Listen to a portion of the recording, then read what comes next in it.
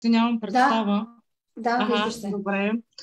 Истината е, че за нас най-голямото предизвикателство са децата с потребности и родителите.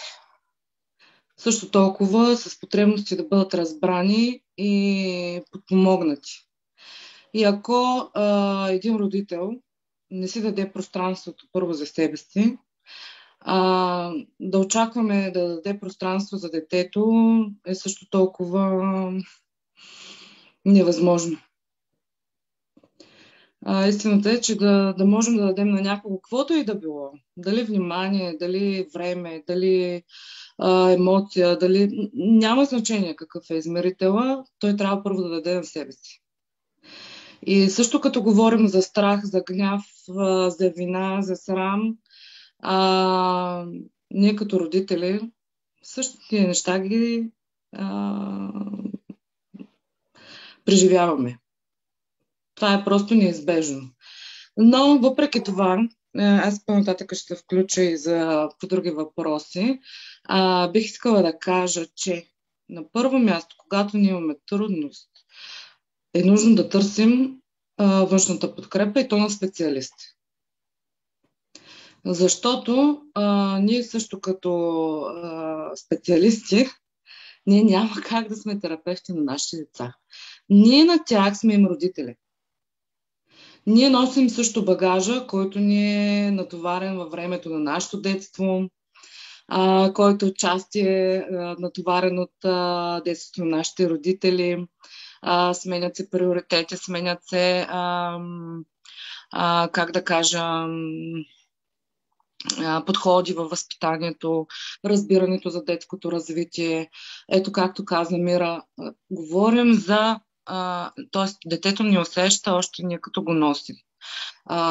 Ние пък, докато решим да станем родители, ние носим също нещо, което, щем или не, го предаваме. Тоест, няма как ни да създадем а, поколение, чисто биологично, което нали, да започне в нулата и да не носи никакъв заряд. Това няма как да стане.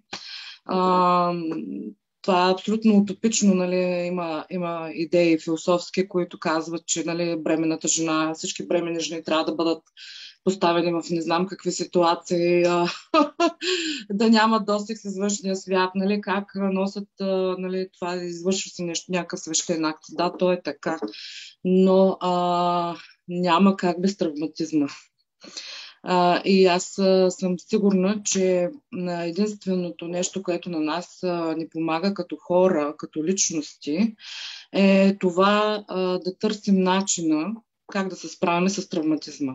Няма как да пораснем без да сме се ударили. Няма как да стигнем до извода, че ние като родители допускаме грешки, когато си позволим да, да се съгласим, че ние можем да сме гневни, че може да сме допуснали грешка, че сме сгрешили, че не е трябвало така да реагираме, че сме дали воля на нашите емоции, вместо да включим нали, режим мислене и да действаме по начина, по който е бил най-подходящия. Значи няма как ние да научим нашите деца.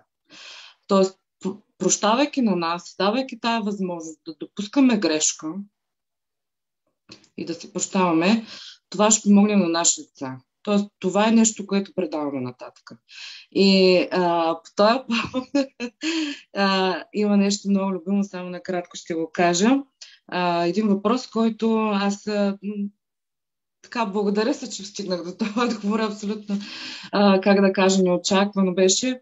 Седна един ден и казвам, добре, хубаво, ясно, нещата не се получават. Това ясно е, това съм един скапан родител, който или греши, или не прави както трябва нещата, искаме еди как се да изглеждат, еди как се да се случват. Какво са правили тия велики психолози, които нали, до сега деца казва, сме им чели книгите, нали, учили сме се, възхищавали сме се от едни, отхвърляли сме от други. И попадам на една статия, нали, как различните психолози възпитават своите деца. Арт-терапевта казва, накъсай тия неща тук и ги залепи по начина, по който ти искаш. един друг представител на друго течение психологическо казва: "О, си не ти искаш да те прегърна, значи ти не си отделил от майчината гърда, нали? Трябва да седнем и да го обсъдим." Друго течение казва: "Ти искаш да те прегърна, значи нека да седнем и да обсъдим твоите потребности." Та, истината е, че ние носим нашия багаж. Истината е, че ни е важно да помислим откъде сме тръгнали, какво е важно за нас, нашите приоритети, какво бихме искали, как бихме искали да изглеждаме ние, нали, като родители, и да търсим начин, пътя до там.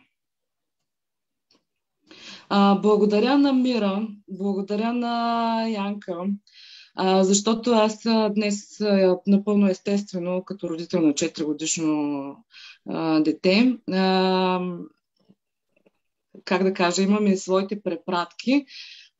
Благодаря ви, че на Янка специално, че ми докара отново, така ме върна в едно състояние, което явно аз не съм си отработила онзи ден от един изблик на дъщеря си, който беше толкова неочакван. Аз искам да кажа, че тя никога не е кръщяла в магазина. И това ми се случи, за което съм благодарна, че се видях и в една друга ситуация. Благодаря така, че ме върна. Знам какво имам още да променя в себе си. И така, и на Янка, и на Мира. Благодаря ви.